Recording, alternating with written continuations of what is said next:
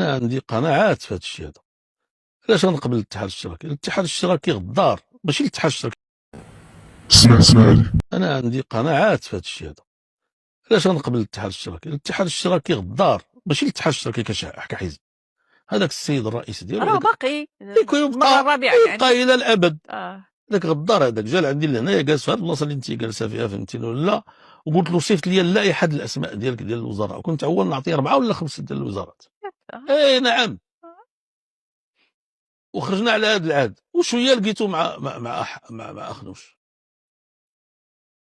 يغدر بيا وعاد يدخل معايا للحكومه، ويتم جايني هو وربعه ديال ما عرفتش غنسميهم، يعني داخلين يديروا فيا الحميه. انا ما نحيش راسي. ما ندمتيش على هذا؟ لا ما ندمتش.